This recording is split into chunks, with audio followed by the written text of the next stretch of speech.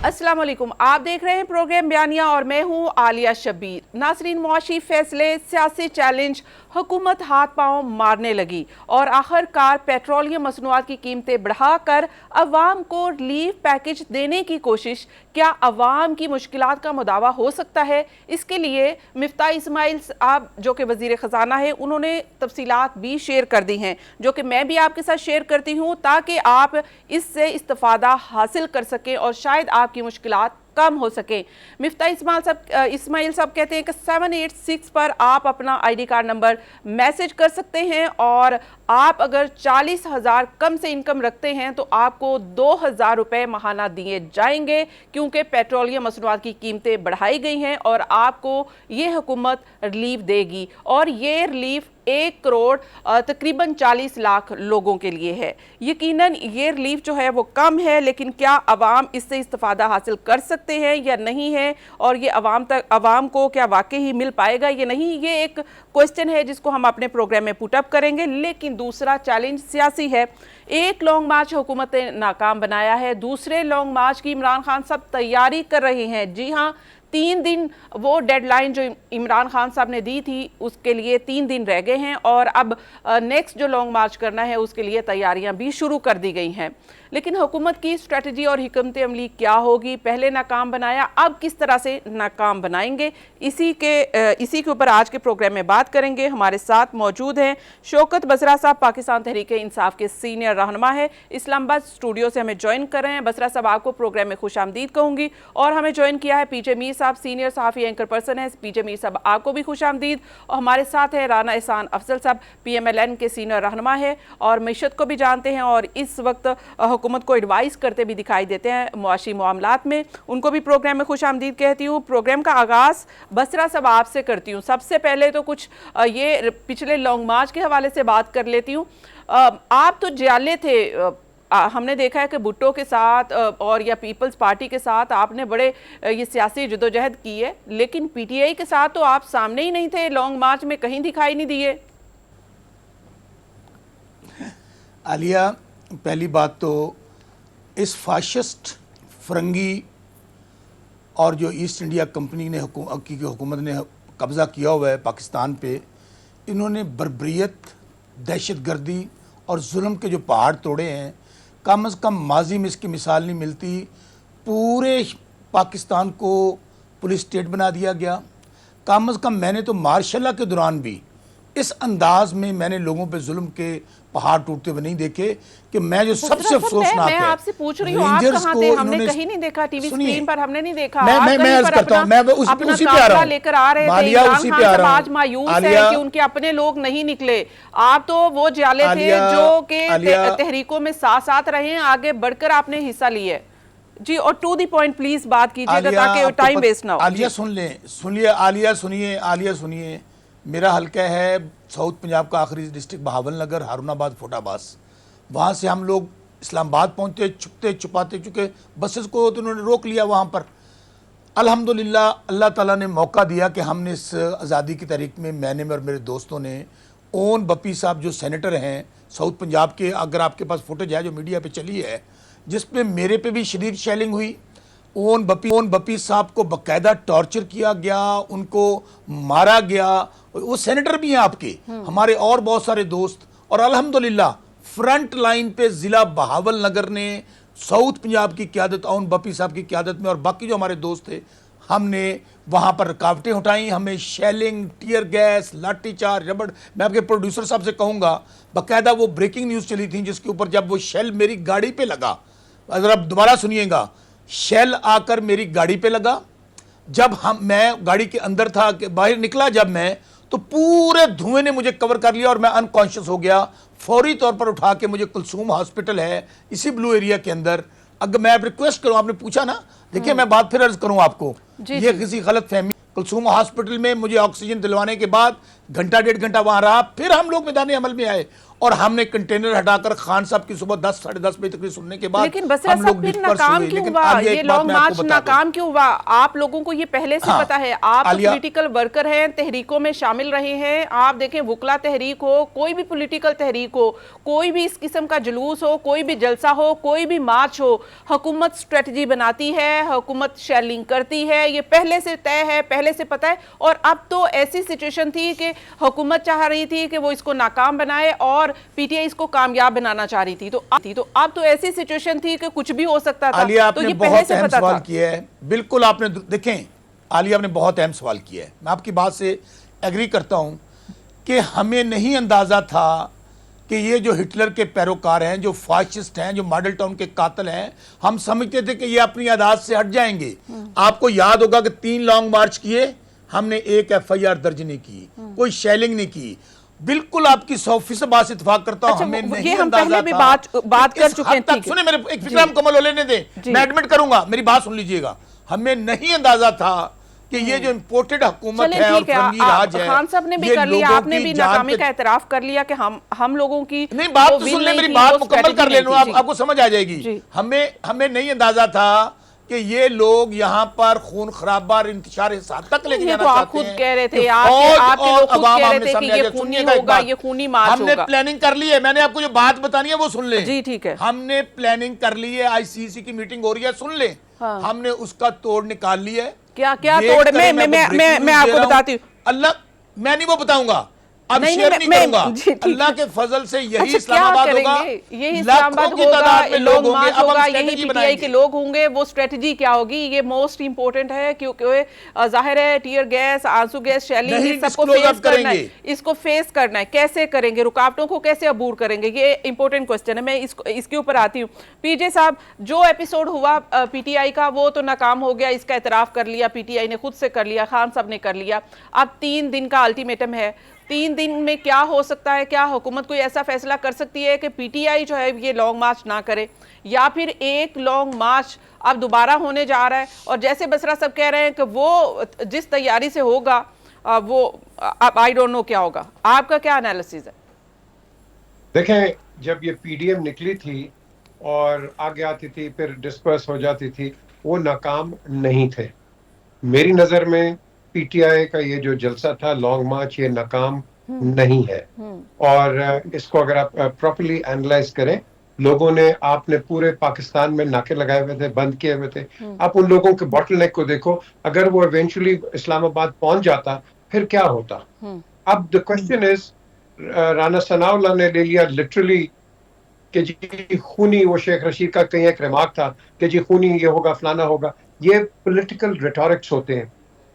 शहबाज शरीफ साहब ने भी कहा था ना, रीगल पे पेट फाड़ देंगे, तो आज पेट फाड़ो के आप साथ वो पेट भर रहे हैं, खाना खा रहे हैं। ये पॉलिटिकल्स होते हैं, इस पे आप मत जाया करें। वेदर शहबाज है, वेदर इमरान और एनीबॉडी, ये पॉलिटिकल नारे होते हैं, इस पे आप चलते रहो। पहले कहा कि जी आप जलसा करें, बिल्कुल आए, हम आपको पानी भी पिलाएंगे, सबीले लगाएंगे, फर्स्ट एड देंगे। lastminute.com आपने उसको कंटेनर्स रख दिए, तो नेचुरली उस पॉइंट ऑफ व्यू से ये नाकाम है, because they were not prepared for it. अगर उनको पता होता कि भाई अगर ये होना है, नेचुरली जब ये होता है तो एक बड़े क्राउड के अंदर टीयर गैस भी चलती है, लेकिन ये तैयार नहीं थे। अब नहीं, लेकिन पीजे साहब, ये मुझे समझा दीजिए कि आपने तहरीकें देखी हैं, और जो पॉलिटिकल वर्कर हैं या पॉलिटिकल लोग हैं, या वो लॉन्ग मार्च एहतजाज करते हैं, जब वो सड़कों पर निकलते हैं, तो वो किस तरह से प्रिपेयर होते हैं? वो क्या करेंगे ऐसा कि वो हुकूमत की फोर्स को फेस कर सके? देखें, ये ऐसी कोई बात नहीं होती है। अगर इस तरह की कोई बात होती, तो ये अगर फोर्स की बात होती, तो ये तो सारे प्रिपेयर्ड होके आते, टीयर गैस के अपने मास्क पहन के आते, लाठियां लेके आते। अगर इन्होंने वायलेंस ही करना था तो ये इस तरह आते। ये तो एक एहतजाज करने आए हैं, जो इनका राइट है, जो पीडीएम का भी राइट था पहले, इनका भी राइट है।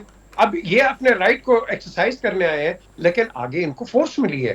आप लाहौर में देखो, वो यास्मीन राशिद के साथ क्या हुआ है, जस्टिस नासरा इकबाल के साथ क्या हुआ है, हमाद असर के साथ क्या हुआ है, कराची में आप देखो। I mean, this is not the way political systems work.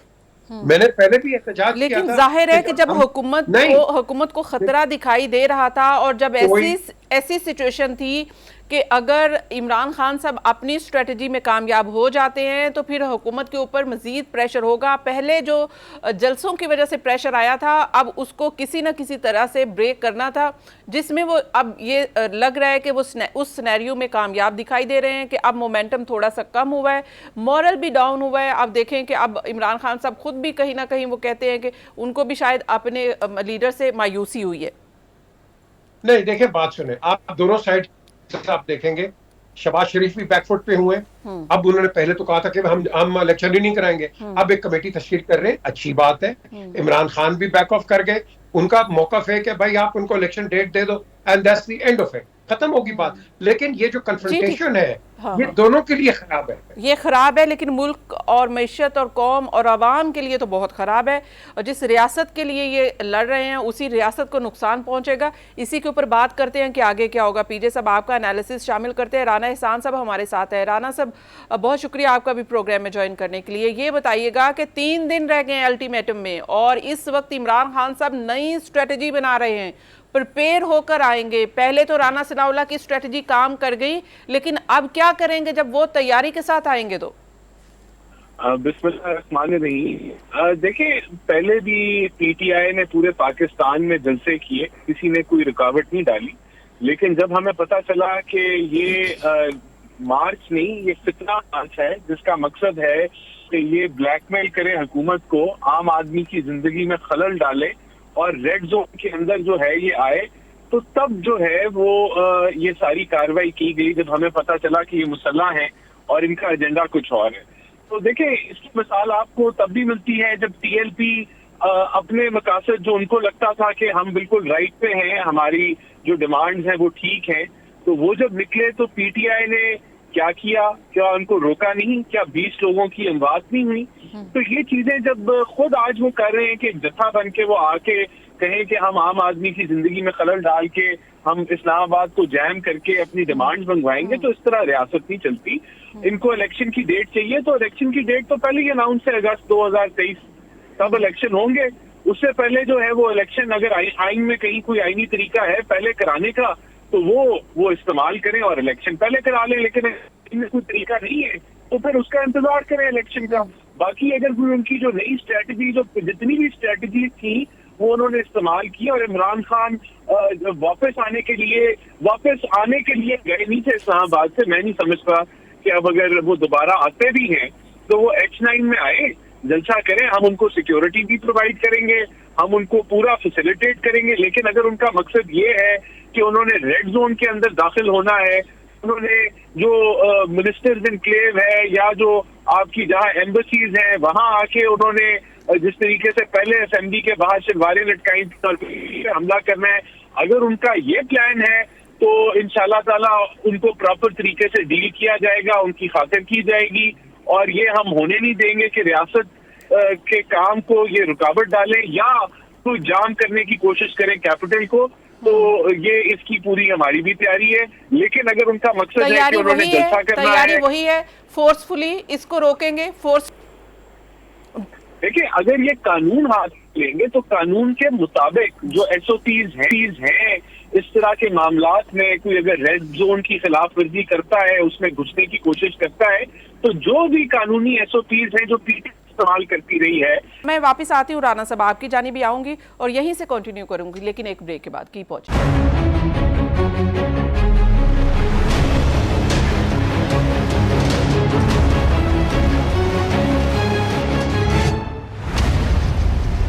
Welcome back. नाजरीन, हम बात कर रहे थे कि एक बार फिर पीटीआई लॉन्ग मार्च करना चाहती है, और अगर ऐसा लॉन्ग मार्च हुआ जिसकी वो कहते हैं, अभी बसरा साहब भी कह रहे हैं और तैयारियां भी शुरू कर दी गई हैं, वो फुल प्रिपेयर होके आएंगे कि हमें ये सब कुछ फेस करना होगा, तो वो फिर सूरत हाल क्या होगी, उसको हुकूमत किस तरह से डील करेगी?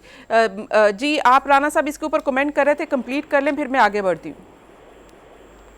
जी, मैं यही कह रहा था कि अगर वो H9 में जाएंगे तो वहां उनको फुल फैसिलिटेट किया जाएगा। लेकिन अगर उनका प्लान है, जिस तरह मैं ये कह रहा था कि जो टीचर्स जब आए अपनी तनख्वाहों की इजाफे के लिए कि हमारी तनख्वाहें बढ़ाई जाएं, तो वो क्लिप्स मौजूद हैं कि पूरे इस्लामाबाद को धुआं धुआं शेलिंग से पीटीआई ने कर दिया था।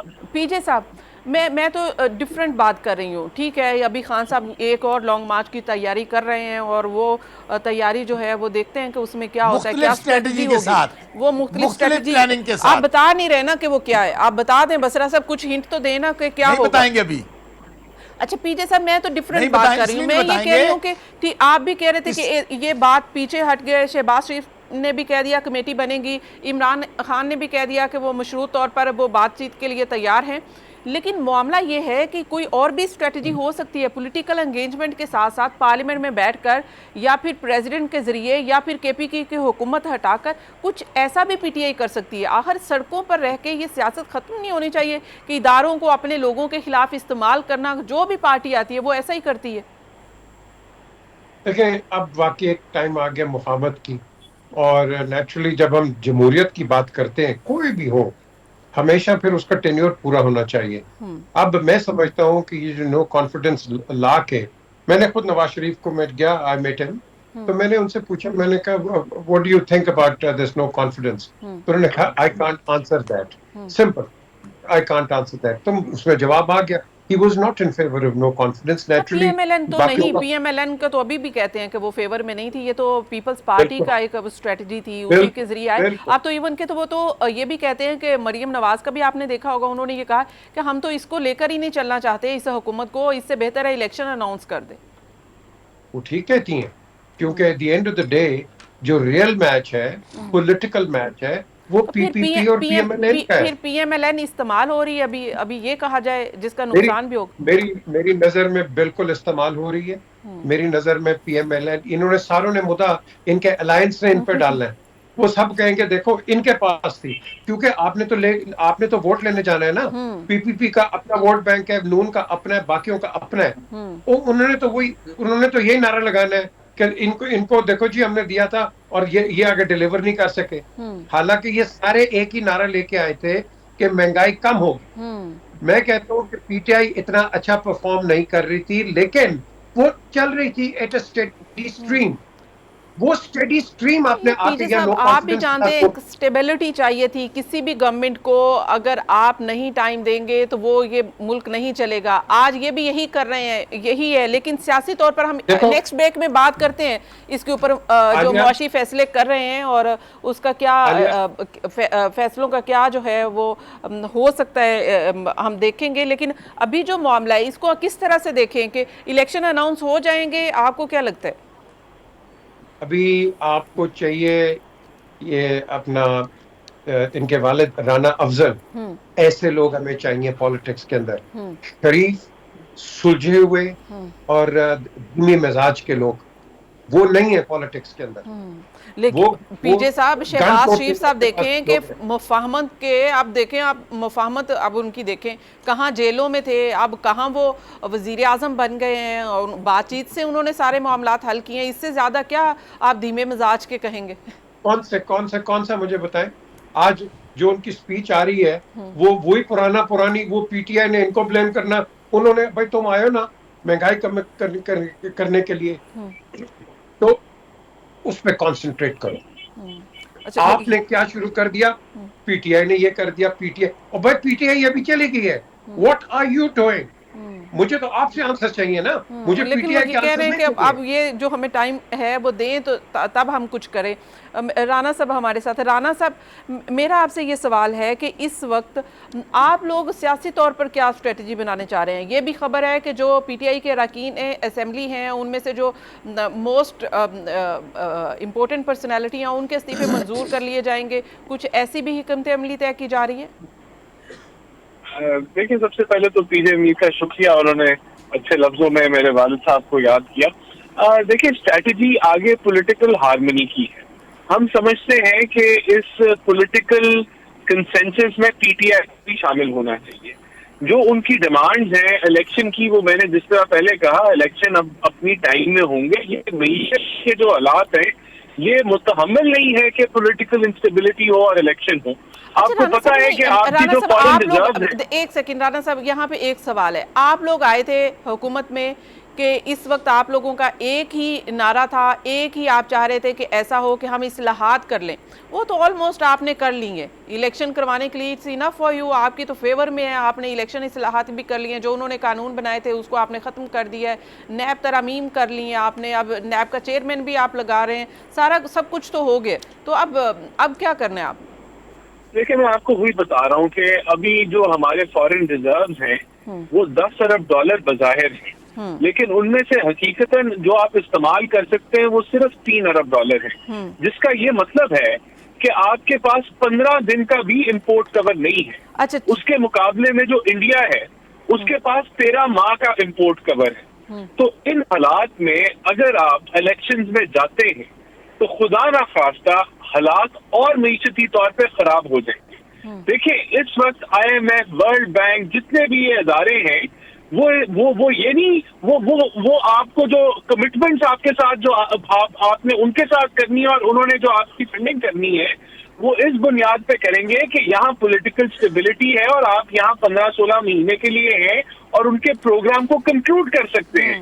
अगर 3 माह की केयर टेकर हुकूमत आ जाती है तो आपकी मईशत बर्दाश्त नहीं कर सकेगी।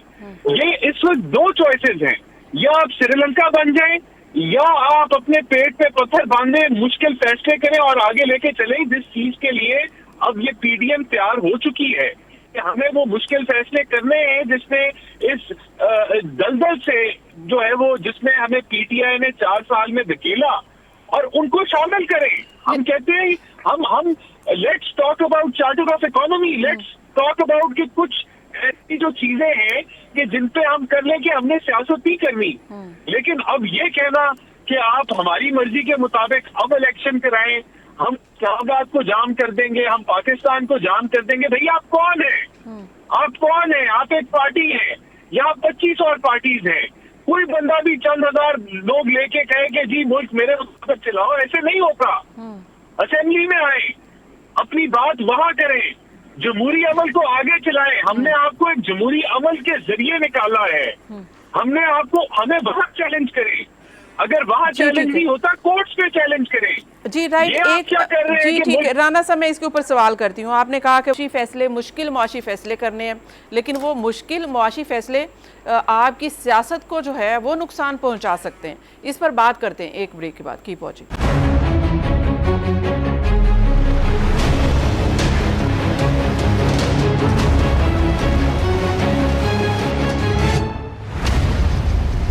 वेलकम बैक नाज़रीन, प्रोग्राम में एक बार फिर से खुशामदीद। जहां पर इस वक्त हुकूमत ये कह रही है कि पेट्रोलियम मसनूआत की कीमतें बढ़ा रही है, साथ में आवाम को रिलीफ देने की भी कोशिशें की जा रही हैं।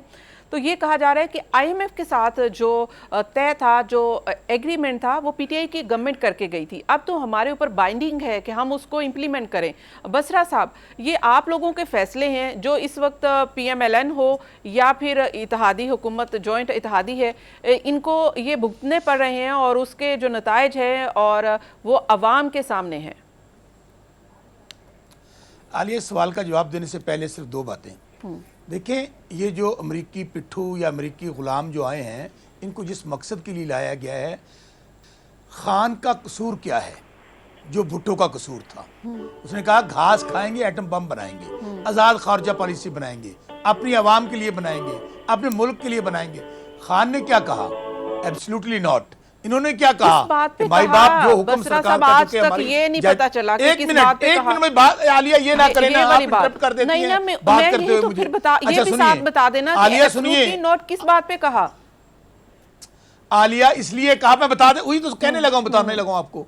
आलिया, अभी जिस एजेंडे पे लाया गया, मैं यही एब्सोल्युटली नॉट को, ये अड्डे भी देंगे, ये सीपैक खत्म कर चुके हैं, चाइना से तलकात भी आहिस्ता आहिस्ता खत्म होने हैं, रशिया की तरफ आप नहीं जा सकते क्योंकि रशिया से आपको पेट्रोल सस्ता मिलना है, आपको गंदम सस्ती मिलनी है।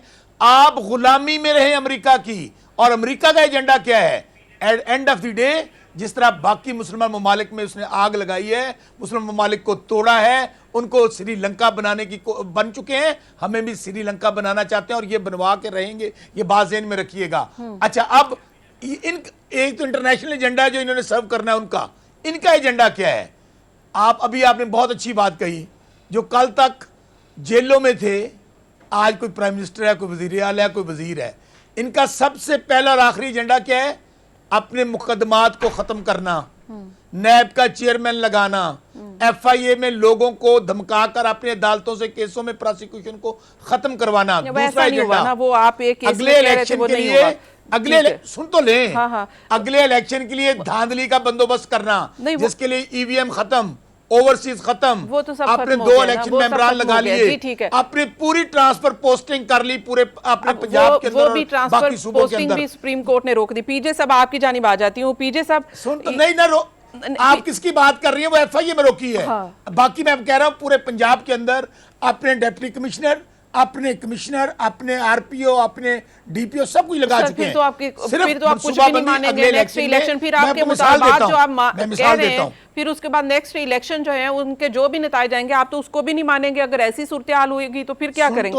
अच्छा बसरा साहब, फिर मैं आपको टाइम दूं, आगे और भी पैनल है जी। एक फिक्रा तो ले लें, अपने केसेस खत्म करना, धांधली करना। मेरा हल्का है हारूनाबाद NA 169। 2013 में इजाजुल्लाह को जितवाना था। आपको पता है कितना टर्नआउट आया? 80.3। चोलस्तान का इलाका, दूर अफ्तादा इलाका। ठीक है बसरा साहब, अभी इलेक्शन, भर में अभी तो आप सिर्फ एहतजाज, वो वाली प्लानिंग हो रही है, मार्च यही कर रहे हैं। आप लोगों के पास इलेक्शन की स्ट्रेटजी क्या है? ये भी मुश्किल है। पहले एटीएम भी थे, आप कहते थे फरिश्ते भी थे, आ गए, अब क्या करेंगे? उसके ऊपर आप लोगों का ध्यान नहीं है। फिर इलेक्शन में आपने यही सब कुछ कहना है। आलिया, CIA, अमेरिका, MI6 यहाँ पे आके 11-12 जमातें काम पे क्यों टांग रही हैं? काम पे टांग रही हैं। पाकिस्तान का मकबूल तरीन लीडर इमरान खान है, आज भी है, कल भी है। ये जब भी इलेक्शन में जाएंगे जो मर्जी कर लें, इस रियलिटी को कोई भी निगलेक्ट नहीं कर रहा। इस रियलिटी को कोई भी निगलेक्ट नहीं कर रहा, लेकिन जाहिर है कि आलिया दरमियान में इंटरप्ट करती रहती है, मुझे तो बोलने नहीं दे रही हैं आप।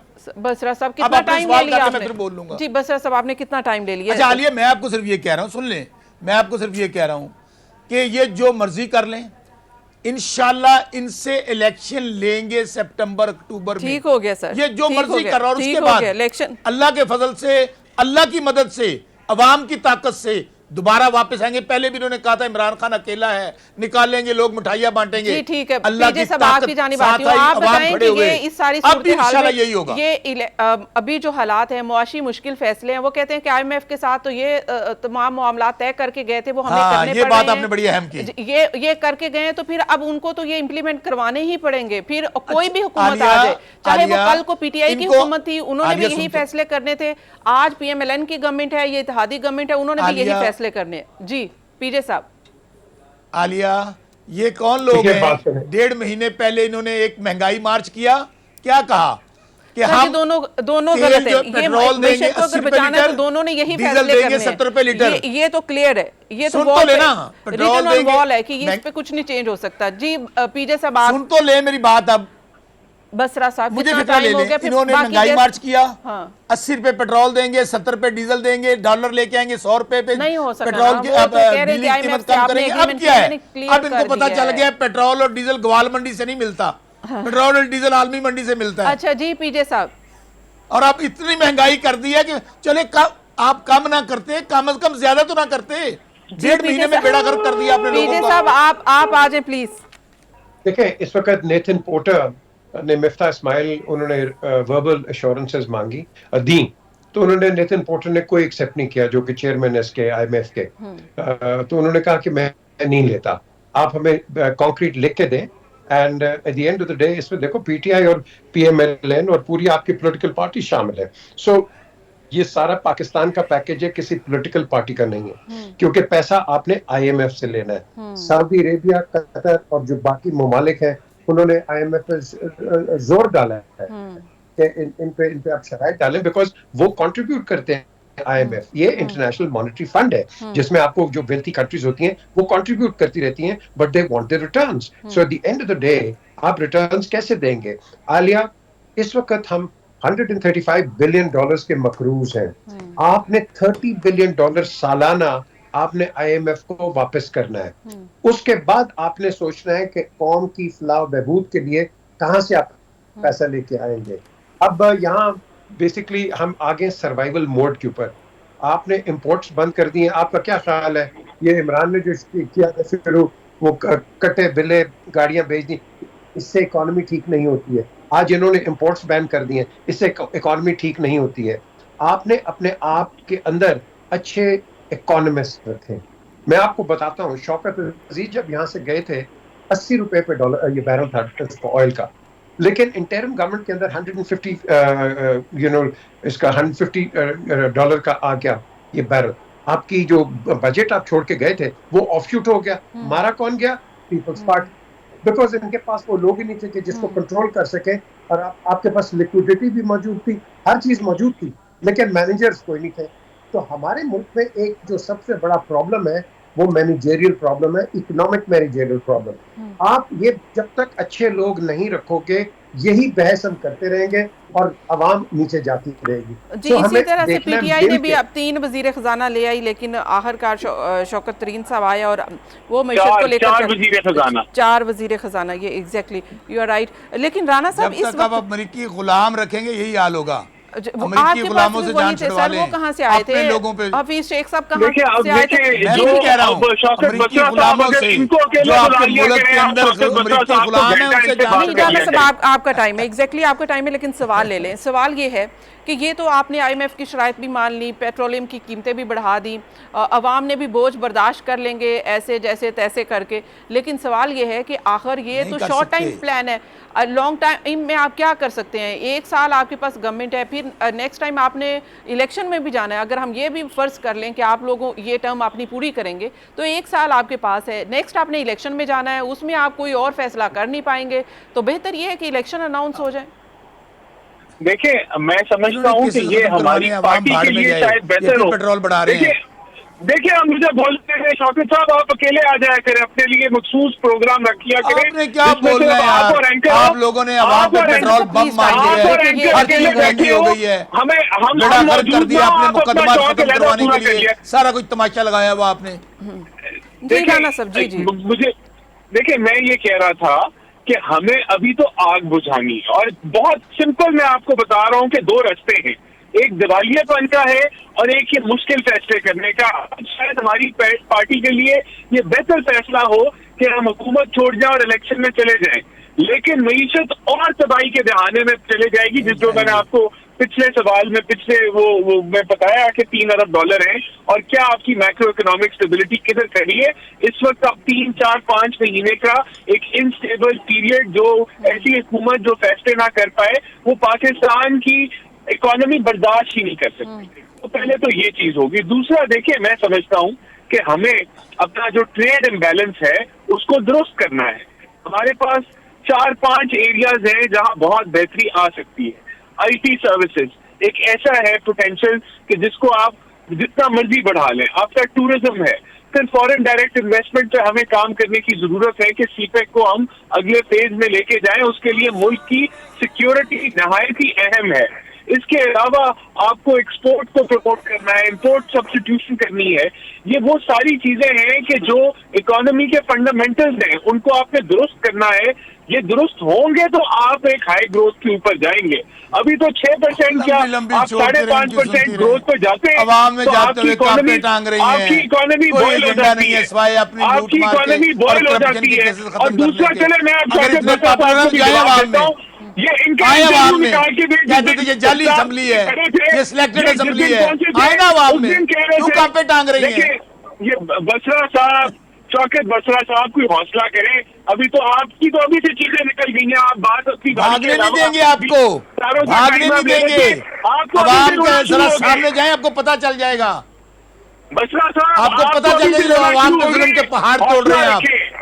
जाए आवाम में। जी, बसरा साहब बात कर लेने दें, इसका कोई फायदा हौसला तो आप में नहीं है यार आवाम में जाने का। हम तो बार-बार कह रहे हैं हौसला कर ले मेरे भाई, इस तरह ना करें। ये कोई इसका कुछ तजस्सुस होता है, वरना डिबेट का फायदा कोई नहीं है अगर हमने एक दूसरे की बारी में बोल रहे हैं। देखिए, बसरा साहब का अपना निकाल के दिखाएं। ये कह रहे थे अब हम आगे इस्लामाबाद, अब हम यहाँ से नहीं जाएंगे। मेरे साथ एक टॉक शो में बैठे थे, पूरा चैलेंज किया इन्होंने और सुबह 9 बजे भाग गए। देखिए, ये PTI जो है ये अब रिडंडेंट हो चुकी है। ये वो जमात है जिसने मईशत का पट्टा बिठा दिया। इन्होंने अगर हम रिडंडेंट हो चुके हैं, पब्लिक हमारे साथ नहीं है, आवाम हमारे साथ नहीं है, तो आए इलेक्शन लड़ लें। फिर कहाँ पे क्यों टांग रही है? हमारे साथ तो आवाम नहीं है, हमारे साथ तो लोग नहीं है। आज इलेक्शन अगस्त 2023 में हम आपसे इलेक्शन लड़ेंगे और इंशाल्लाह नहीं लड़ेंगे, 2/3 जमानतें जब्त हो जाएंगी आपकी। जी, प्रोग्राम का वक्त खत्म हो बिल्कुल। गया है। इसी बहस के क्या होगा, कौन सी किसकी सियासी फतह है, किसकी सियासी हार है। शौकत बसरा साहब आपका भी शुक्रिया, पीजे मीर साहब आपका भी शुक्रिया, राना एहसान साहब आपका भी शुक्रिया। नासरीन, जब तक मुल्क में पॉलिटिकल स्टेबिलिटी नहीं आएगी तब तक जाकर कोई मुआशी फैसले भी पाकिस्तान के मुआशी हालात के लिए बेहतर साबित नहीं हो सकते। इस सब का इदराक हमारी पॉलिटिकल पार्टीज़ को भी होना चाहिए और उन तमाम स्टेक होल्डर्स को होना चाहिए जो मुल्क की बेहतरी के बारे में सोचते हैं और फैसले करते हैं। आज के प्रोग्राम का वक्त ख़त्म हो गया, मुझे दीजिए इजाज़त, अल्लाह हाफिज़।